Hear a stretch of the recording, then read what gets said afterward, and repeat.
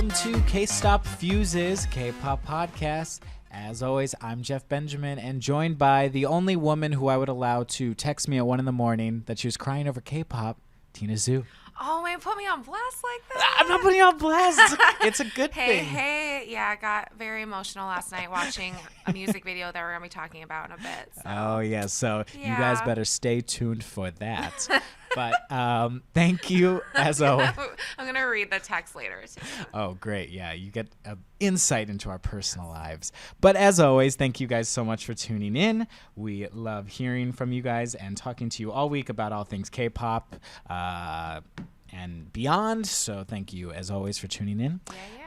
And we're going to kick it off, as we always do, with comments from you guys, the listeners. So we actually kind of want to first give a special, but this is a pretty exciting shout out in our opinion.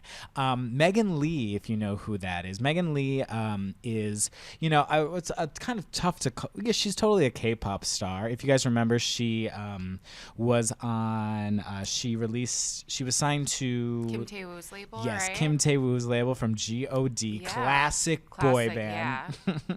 And she, released a single or two in Korea, including the song 8 Days, which is with Junhyung from Beast. Yeah. And now she's actually over here in America. She's on this show in Nickelodeon called Make It Pop, which is Nick Cannon's show. He said it was K-pop inspired. Basically, this girl's doing a lot of exciting got a lot things. of stuff going on for her. Yeah. Yeah, on both sides of the world. And she hit us up with using the K-Stop hashtag, which is how all of you guys can join in on the conversation on Twitter specifically. And she wrote, "Good luck with your podcast. Enjoy listening to it. Wish K-Stop has video too." So that was an interesting addition. No one's hit us up. Fortunately for I don't want to speak for Jeff, but fortunately there's no video every week. Oh God! Well, Tina's just saying that because she's feeling a tiny bit under the weather. Yeah, she's I all feel like wrapped crap up right now, like a cutie. So if I start hacking and coughing the mid episode, I apologize. Yes, but I highly doubt that'll happen. But Megan, thank you so much for. I've actually interviewed Megan in the past. I actually talked to her about her show and kind of her K-pop past, and her and I follow one another on Twitter. So shout out to Megan. We're rooting for you, and we love seeing what you're doing. And thanks for listening. Yes, thank you for the shout out. So if you're a K-Stop listener, you're also listening alongside TV star, K-pop star Megan Lee. So hey. And you guys should follow her too. She's on Twitter at Hello Megan Lee. So thanks so much, Megan. And other listener comments. So last week, if you guys listened to the episode, we had a lot of really fun. We had we had a section where we talked about all the upcoming comebacks, K-pop comebacks coming in April. You guys had so many comments just about who you were looking forward to, who you were excited about. You guys hit us up on multiple ways. Thanks so much for checking in with us. But we wanted to turn this into a little game, actually, like raise the stakes over here at K-Stop. So, as if you guys listened last week, we listed out all the artists that were coming back for April, and we have created two different teams. It's the Tina team and the Jeff team. And then if you guys listen every week, our chart section, we count down the top 5 singles on US iTunes in America in the K-pop section of that site. So we've made this into a little game. So here are the rules. So Tina and I both have 5 different acts who are coming back in April on our teams. For every act that has a single in the top 5 each week. Of iTunes, right? Yes, of the iTunes. We, the US iTunes, each person gets a point. And then by the end of the month, we're going to see who has the most points. Mm-hmm. And then maybe we'll buy each other a glass of wine or a bottle of wine or something because we both love wine. Bottle. Yeah. Okay, it's a bottle. The stakes have been raised. So real quickly, representing Team Jeff, on my team, I got CNBLUE, VIX, 17, Taeyeon, and Monsta X. And on my team, I got the boys of DAY6, Block B, ladies of Twice, the group Up Tension, and also Wonder Girls. So these are more or less all the groups we are pretty sure are confirmed at this point. I'm gonna kick your ass. So we'll see how things go. We're gonna keep tallies, and then hopefully you guys will tune in every week. Let us know whose team you're on. Are you on Team Jeff or Team Tina? Yeah. And I will say they're both pretty equal, and there's gonna be some stiff competition. They're stacked teams. I'm Yeah, feeling they're good pretty about stacked. it. But yeah. So that's what we got. So I didn't want to go through, all your guys' comments about who you guys were excited about, who you guys, were thinking was going to win. So this will be your way of letting us know, whose team do you support. So we'll see. We'll take it once we get to the charts section of the week. We'll see who pulls ahead in the first week of April. So thanks so much, guys, as always, for tuning in. Lots of exciting stuff coming up in K-pop. So many good things, and we'll be covering it all. So Tina, aren't you going to a concert this week? It's in the works, so Okay. I'm not sure yet. It may or may not pan out. All right, so potential preview Yeah. for what's going on this week with Tina. But yeah, let's get straight into our music stuff, because there's a lot of good stuff that we are really, really excited about. So Tina, who's first up on the music docket? Who do you want to hit Well, we up? might as well kick it off with the band that made me cry at 1 a.m. Day6. As I exposed you. Oh yeah, Yeah. Day6 coming back with their second EP, Yes. Daydream, led by the single Letting Go. Go, yeah. And I'm gonna let you take this one away. Okay. Well, I really, really like it. The single. Yes. I think it's very consistent with their sound, and it's very kind of similar to Congratulations. Yeah. It's very kind of almost, it's like somber but also optimistic. I think they're very good at playing both emotions, where they are sad and they realize that they need to let go of this person that is obviously not in their life anymore, but they still kind of wish them well. It's not hateful. Yeah. They're just optimistic and hopeful for the future. And that just really made me emotional. So I was listening to it last night, and I didn't even realize it was this late. So I was I need to let Jeff know that this song is absolutely amazing. And I'm looking back at my text right now. The timestamp really is 1:11 a.m. I told you. And just out of nowhere, I just dropped, I'm literally in tears listening to the Day6 single. And I usually don't use the word literally because I hate that word, because most people don't use that word correctly. But I said I'm literally in tears. Anyway, hope you made it back safely, and see you tomorrow, since Jeff was coming back from a flight home. Yes, I was. So, and then he was like, haha, I just got back a little bit ago. And oh my God, why such a strong reaction? It is very good. You make me sound like an idiot, by the No, way. oh, sorry. This is just how I read things. So, and I'm I just don't encounter many K-pop acts who are just so transparent, And I was getting all deep at 1:16 a.m. And Jeff was like, totally feel ya. Cool. Let's discuss this tomorrow. Good night. In our podcast. Yeah. So, yeah, I just feel they are a very transparent group. Their lyrics are, what you see is what you get with Day6, which I really appreciate. Well, I thought it was interesting that you called it transparent, because do you think this is kind of a metaphor for them losing that sixth member that they lost recently? Because that's where I kind of went to initially, but I'm thinking maybe there's I other actually meanings. didn't even think that this might have been about Ming. Who's it, Myunghyuk who left? The keyboardist? Actually, I just assumed it was a romantic relationship, okay. but this could that could totally work for it. Because I was wondering, because they obviously are kind of a band who they're sort of thing. They're a band. They compose and write their own music and everything like that. And I was wondering, okay, is this them? They're kind of okay, we're experiencing this as a group. Right. Here's what's going on, but also being an overall metaphor, because I was looking at the lyrics too, and they're not overly lovey or overly romantic, or they kind of have that. No, that totally. I actually didn't even think about it so that. I went there personally, and I was wondering if that's what you meant about the transparent stuff. But regardless of whom it's directed at, it's just, it really tugs at your heartstrings. I mean, that and they gorgeous do a good job with that. Yeah, that gorgeous chorus melody that kind of grows with intensity every time. Oh my gosh, I was like, damn, because at first I didn't even know it was a chorus at first, because it's so but it's just really beautifully everything composed. Flows really well with their songs. It's never abrupt, verse, chorus, bridge. It's I really love it. And did you get a chance to listen to the rest of the EP? Oh yes, I did. Okay, thoughts? So well, one thing that's really sticking out to me first and foremost is just I I guess maybe it just wasn't as clear to me in the past EP, but the rapping is a really I noticed that too. big part of it, you know. Like it's way more prominent, I feel like, much more prominent, and it's really nice too. I like it. I love it. And like that, if anything, that would be something that was maybe a little more abrupt, but not in a bad way. It's just more noticeable. It's more prominent, like you said. And it seems like they're staying within their lane and their particular aesthetic, but they're trying, new things and kind of, spicing it up a little bit. I thought the song Hunt was a little weird. The very last song, the kind of funky groovy one, I'm like, a little corny. Excuse me. Yeah, I was like getting ready this morning listening to it, and all of a sudden this came on. I'm like, this is not the same vibe as what I was just listening to. They took that Hunt title, I think, a little too literally. Right. It's like a little too intense. I wouldn't say I disliked the song. It just definitely wasn't what I expected. But the rest of it, I think, really flowed well. I love Sing Me.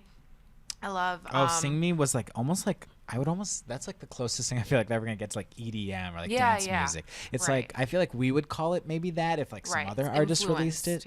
But that one and Blood are probably my favorites other than the single. Yeah. Letting Go is so soft. And like sometimes I complain that artists don't pick the right single, but I guess they don't. It's also partly a label's decision, management decision, but I think they do a good job of picking solid singles that really represent their sound, and you don't get something too different when you listen to the rest of the body of work. I'm hoping this is kind of like this brings them to a new level. This group doesn't promote on those K-pop music programs, et cetera, et cetera. I mean, I appreciate that, and I like that they have a vision. Right. But it's such a shame because I want everyone to see them. And I know they're good-looking dudes, really charismatic from what I can see from the music videos. And their visuals are so gorgeous in terms of just production. I think their MVs, as they call it, in K-pop. I don't know why we never say MV, but in like K-pop articles, they always use MV. So I think their music videos are really, really well done. So I think this was a really nice body of work overall, really solid. I hope. Yeah, it only can. I think I drop money on this baby. Okay, I usually just listen on YouTube or something, and like I'm a Spotify subscriber, and they don't, and I don't think JYP acts are on Spotify, which is annoying because SM I think does Spotify. And some other smaller indie labels. So I went on Apple and just downloaded the thing. Totally worth my money. So. I always buy these guys. I always buy the K-pop albums. But solid comeback. Really digging it overall. And then shout out in particular to at nhungxtran and wonderful Emmy on Twitter for both of them wanted us to specifically call this one out, so they mentioned us on Twitter. You guys can always hit us up using the hashtag KStop Twitter or hashtag KStop on Twitter. You can see the conversation on there, or hit us up individually. I'm at Jeff__Benjamin, and I'm at Hey_Tina with 3 A's. Yes, and you can always hit us up on iTunes, mention comments on Fuse.tv, where we put all the music from this episode in a YouTube playlist, so you'll be able to hear Day6. Maybe you'll hear some Megan Lee. Yeah, we'll definitely hear some Megan Lee there. Yeah. And but Day6, a great way to kick off. Please check them out. Let us know your thoughts. Hopefully y'all agree with us.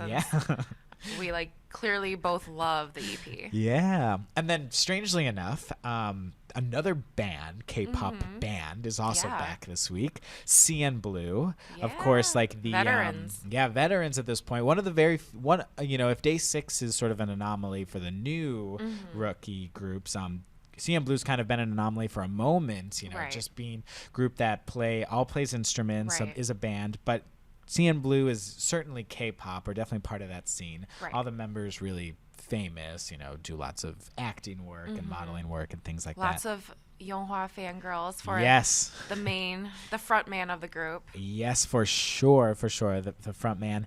And they're back with their new EP. It's called Blueming, and the single is You're So Fine. And we had talked about how the group had kind of been a little experimental with their last release. Yeah, Cinderella. Which I wasn't here for. You were not here for. It was too poppy for me. Too poppy. I don't like it. Then what do you think of this new song? I love it. Really? Yeah, I really like it. But this one also is like upbeat and kind of poppy and funky. Right. But it wasn't overdoing it. I was listening again, like getting ready this morning after I listened to Day6. Yeah, and it's really feel good. Very feel Got a nice good. groove to it. I thought the music video was cute. It wasn't, like, nothing about it was over the top. Yeah. I'm, interested in seeing how it does in Korea. Yeah. Because it doesn't seem, I'm sure, like, it's not anything crazy compared to what the rest of their catalog, but it felt like kind of safe, which I guess is good. At the same time, it's nothing, like I said, nothing crazy that, you're thinking, what do they just do? Right. So. It's definitely got that, it's like they're once again kind of expanding their palette. It's got like almost like a groove to it, like you said. They were kind of, if they were doing like the electro pop rock thing, this is sort of like the funk pop rock thing, And I think that's a good point. I think maybe that's what I don't like about certain tracks when they're too pop EDM, and it like doesn't mix well or something, but I kind of like that funk groove because it's not overpowering. It just makes you kind of want to dance. And I mean, they're definitely kind of, it seems like they're having fun now. Exactly. There was a song, and this is all just coming back to me now, but there was a song on their last album, the Together album, the one with Cinderella. It was called "Hold My Hand." It had like this kind of jazzier, more brassier feel, and that almost feels like an extension. This feels like the done-up extension of that. Yeah, I think jazzy is definitely a good term. Yeah, like they're doing that. They're trying something new. This group has very little to prove, I feel like, at this point. Oh, yeah. And, so I feel like they're just having fun. The music video, it wasn't anything ridiculous. They all look great. They kind of have this loungy sort of feel to it, which pairs nicely, I think, with the song.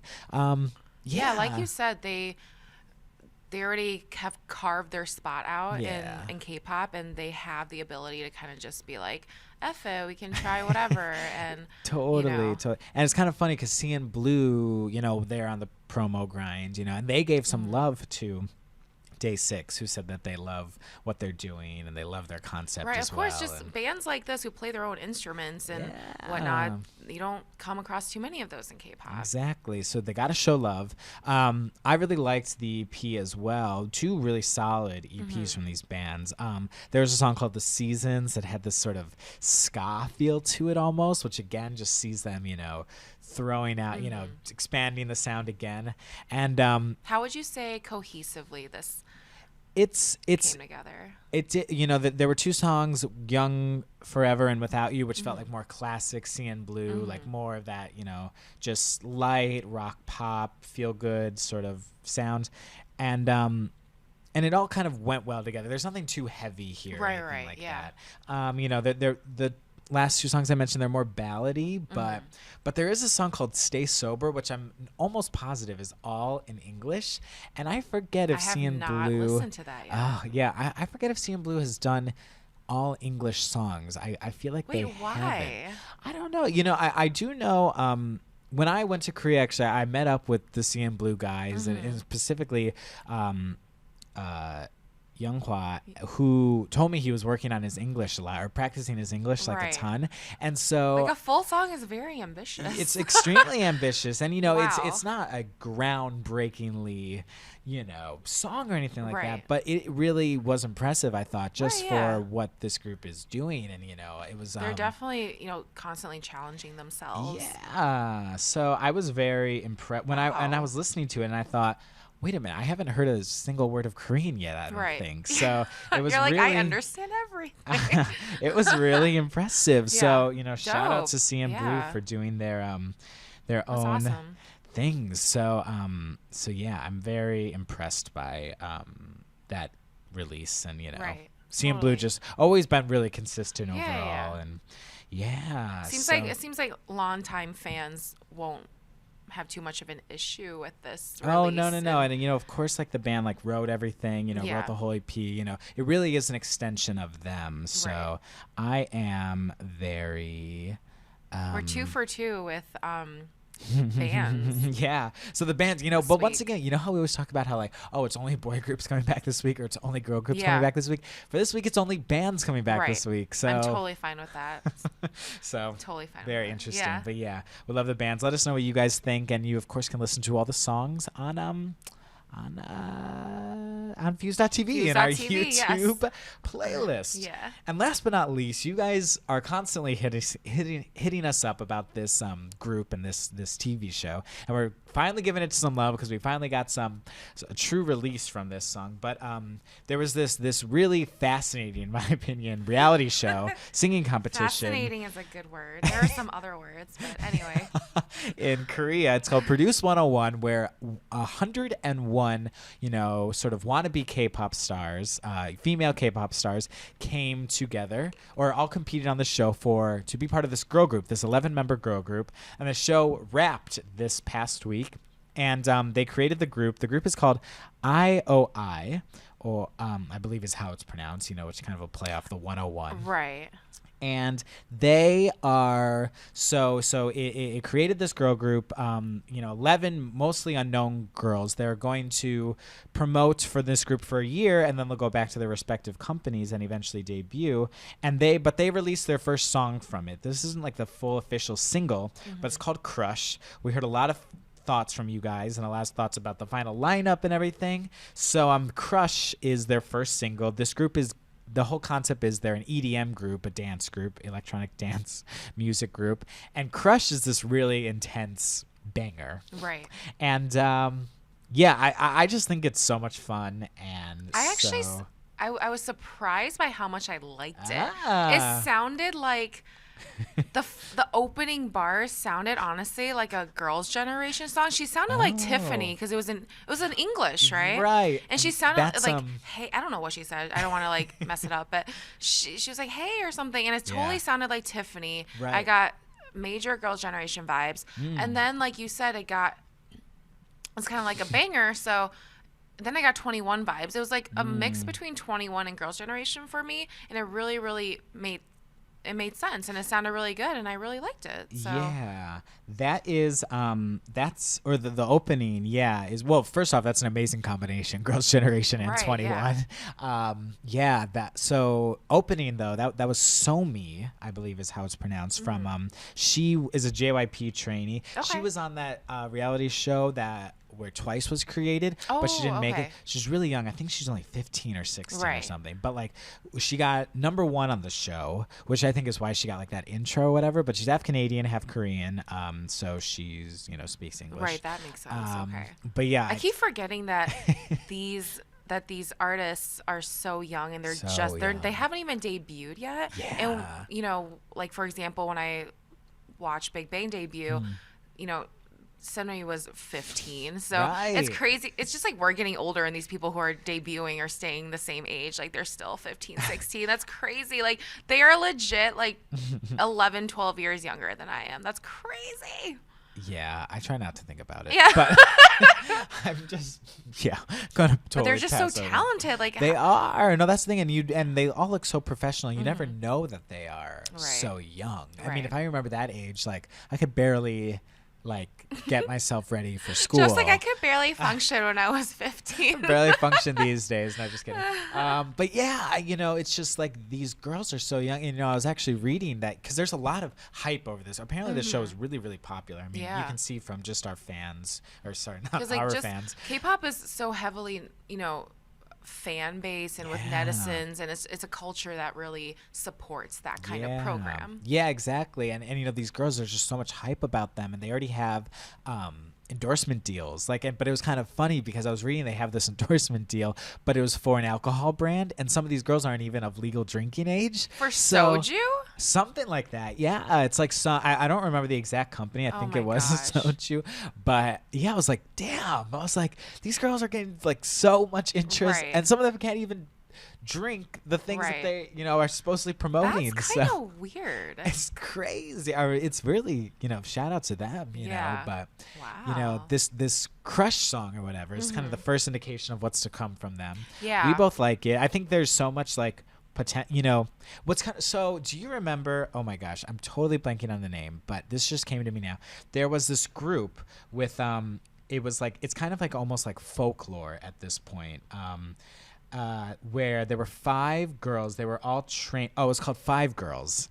Oh, and, yeah. This is the group that was supposed to debut, and Right. it had, so like, so many future stars. Wait, was that in the it. one with Hyuna? Yes. Hyuna and Yubin from Wonder Girls? This was so it was After School's Yui, Yeah. Hyosung from Secret, Right. Yubin from Wonder Girls, Right. Jiwon from Spica, and then Gina, who debuted as a Gina. solo artist. That's right.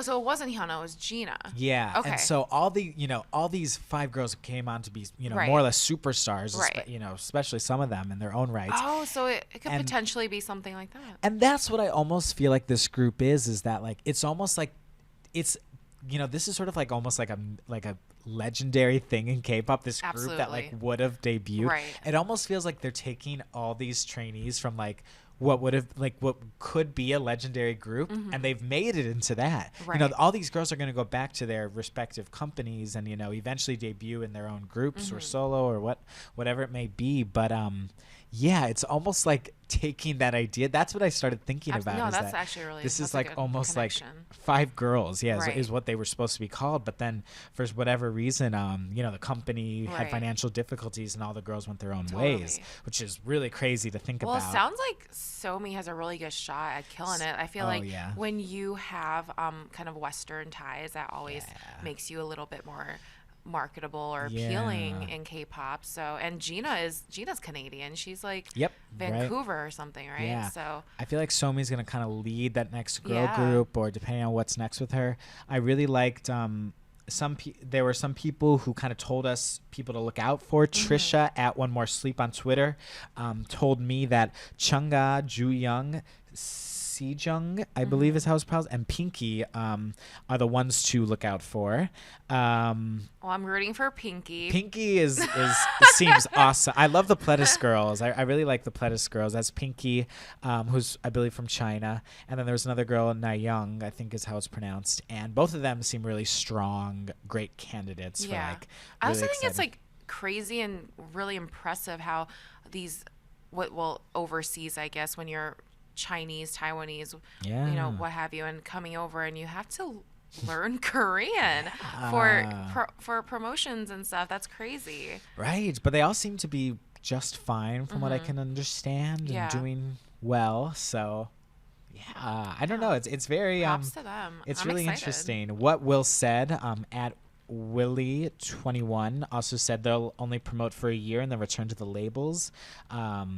IOA was designed to be the best. Look at their members. He's almost wondering, he was mentioning, like, he's worried, like, is this just, are they going to throw away such a great thing they have going? But I think it can only help all the members involved. Right, and, it's really tough to do well in the K-pop world, as we mentioned many times. So I think this can only help them. Exactly. But yeah, really excited that their full official promotions and official debut will come in May. So I'm really curious to see what'll happen. Yeah, Crush was dope. I liked it a lot. It's a Crush, feeling it. So yeah, let us know what you guys think. Who do you like in Produce 101 or in IOA? Sorry, IOI, CNBLUE, DAY6. Just making names up just now. Making things up. I think I want to say AOA is what I've been trying to say. Right, yeah, so. that makes sense.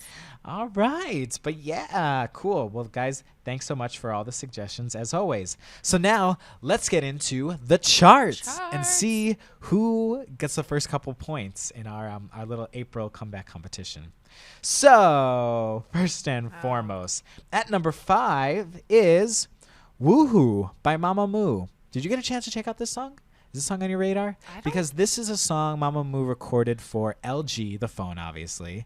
And, it's just a promotional single. I might have heard a little bit of it. Yeah, it's really good. I didn't realize a promotional single was going to be in top 5. Well, good for them. Well, apparently the love for Mamamoo is real. Yeah. They also just got announced for KCON, which is so exciting. That's KCON so New exciting. York. This is their year. Yeah, Mamamoo killing it. Yeah. Mamamoo in 17. We had the story right up on Fuse TV when it got announced. Really excited. That's KCON New York. This will be Mamamoo's first time in New York. So, and clearly they have the fans to back it up. Absolutely. So this is another really good feel good, high energy, something for summer.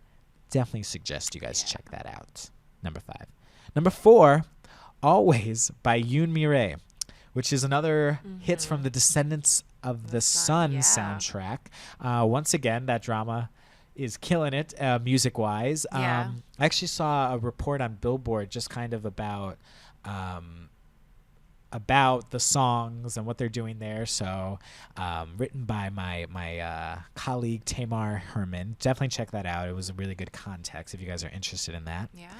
Number 3, Hate by 4 Minutes. Yay! The song that refuses to leave, now with 8 weeks in the top 5. Killing it. They were only out 1 week, but now they're back. Number 2, I'm actually very interested by this, is Crush from Produce 101. Wow. I know people are really Plot watching. twist. I know people are really watching these. These That's already on iTunes. I thought it was like super unofficial. Yeah, okay, K-pop does not play around. They don't, clearly. These companies want it on iTunes. Clearly, they fly up quite well. Yeah. Yeah, and again, this is just an indication that K-pop fans, or the people watching these shows, just aren't in Korea or Asia or whatever. They really are over here as well. So that's really fun to see. And number 1 for, I believe this is the 3rd straight week, is GOT7. Fly. Oh, nice. Okay. Yeah. So actually, none of the acts that we chose. Nobody gets a point. Nobody gets a point. That's fine. I'll take it. So the April comeback battle is 0-0. Love. But yeah, we'll see what's happening. We'll see what's happening next week. Yeah. No, that's a solid top 5. Yeah, really feeling it. So happy for good stuff. GOT7. Good job, guys. I believe. At number 10 is the closest one is Day6 at number 10. Number 10? Yeah. I know they did really well right when it released, so I'm sure they'll do just fine on the charts coming up. So, yeah, but no points for this week. I gave them my money, so there's I chipped into money. Yeah, I was like, take my money now.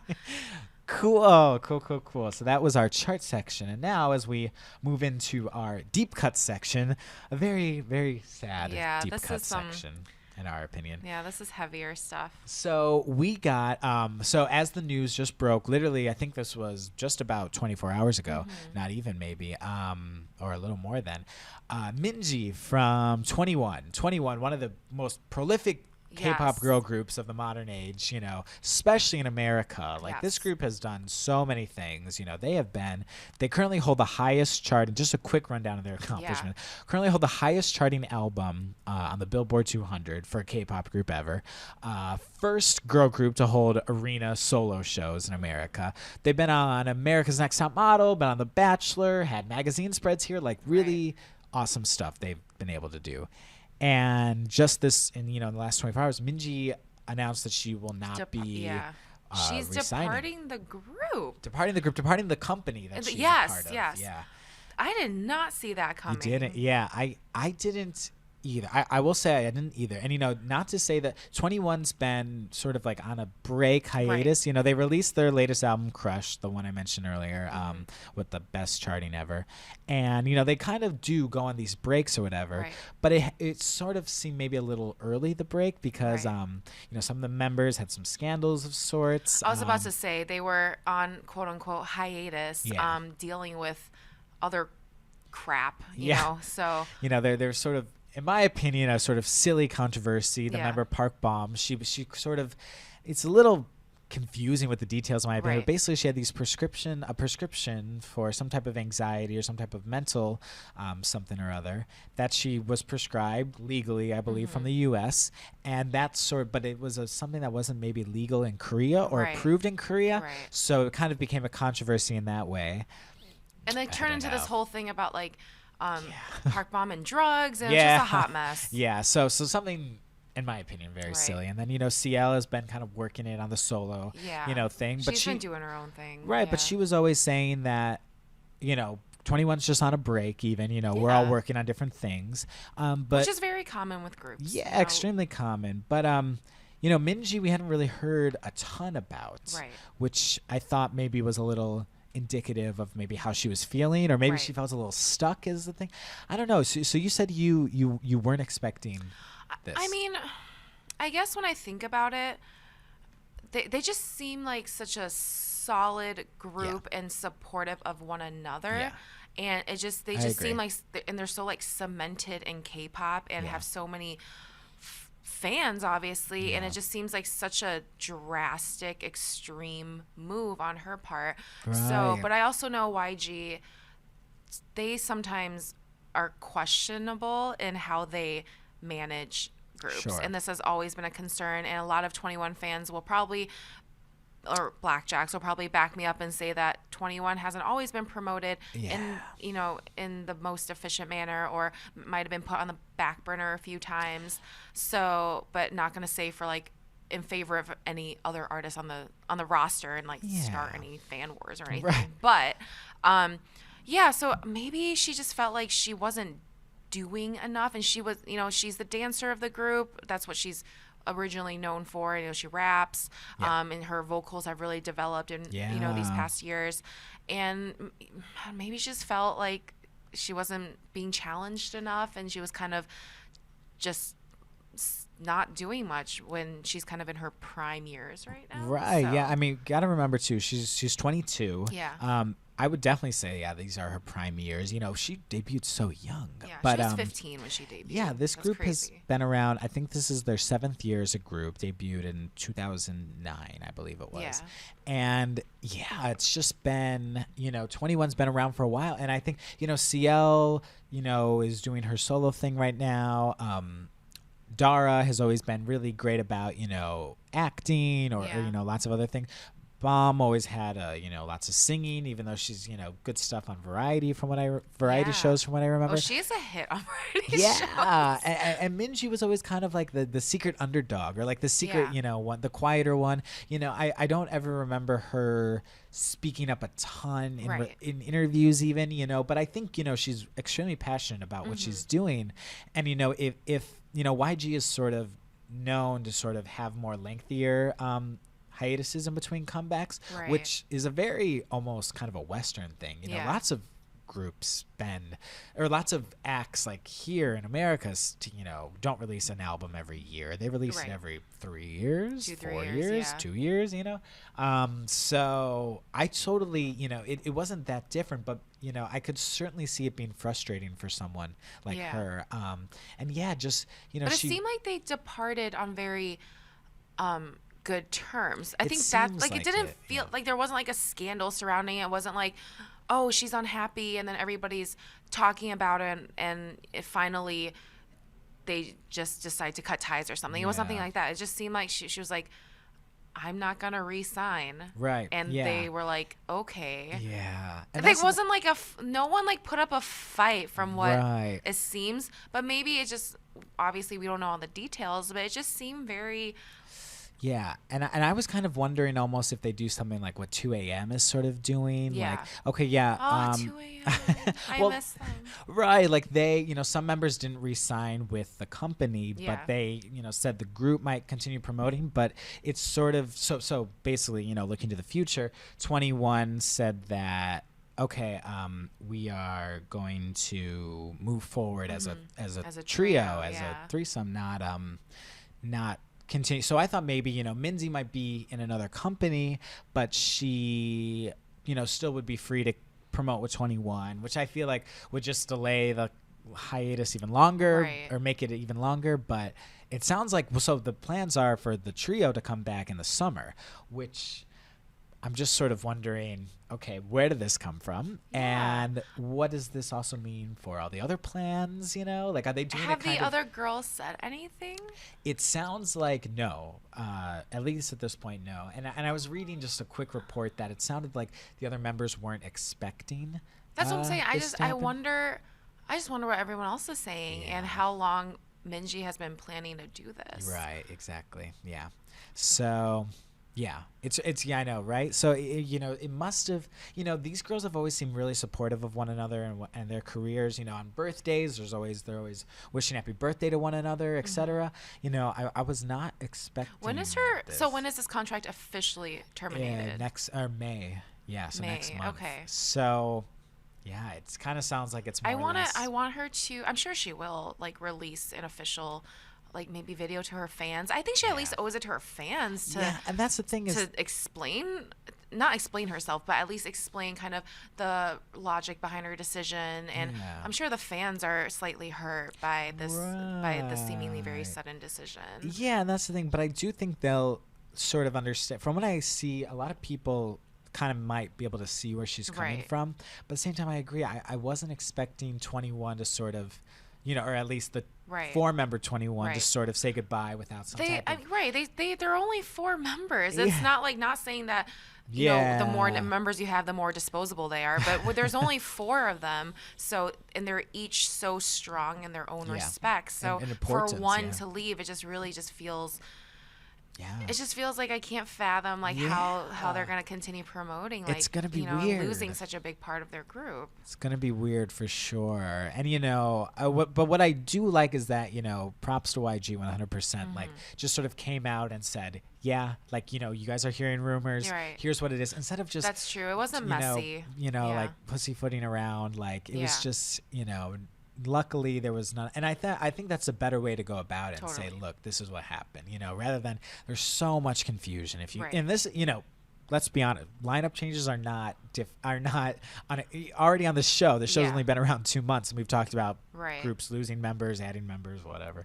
So and she's just like so fierce, and when she and like just energetic when she performs. So we're gonna definitely lose a little bit of that edge that she brought. And she definitely stood out as like an important vocalist. Like she became like a really important vocalist, I think, in 21. Not only was she always that like dynamic performer. It was great. It's been great watching her develop and grow as a singer, as a performer.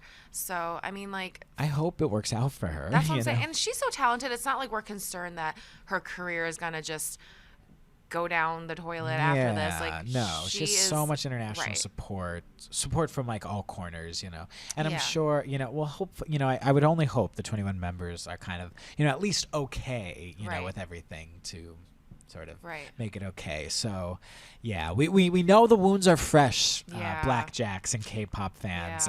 This is kind of a sad day in K-pop overall. So we totally feel where you're coming from, know where you guys are coming from, but let us know if you guys have any comments or any insights or any, even your favorite Minzy memories, because I still remember when 21 had their first debut stage and they performed Fire, and Tina throwing it back to it was memories. like and they had this like dope intro where they were like coming down an elevator or something. I remember this, like in a warehouse or something, and I they go were by wearing the name of CL of 21. and they were wearing like their crazy prints, and because they so debuted futuristic. with and they had like those futuristic looking shades on, and Minzy had like, I think like maybe it was like leopard print leggings or something. They were very, very vibrant and colorful and bold. And I think 21 definitely, were really strong in terms of like being just more bold and out there and not being shy about anything. And she definitely was like popping and locking, and she had her like blunt short haircut, and she really, really raised a lot of eyebrows. They're like, who is this girl? She's so small and young, but she like throws it down. Yes, no, exactly. And they just were so, or they are so dynamic as a group, like that was the thing, is like if Minzy brought like that really dynamic stage presence, like Bomb brought the really dynamic vocals, and CL brought like that charisma, and like Dara brought like the crazy like looks and like just that overall feel,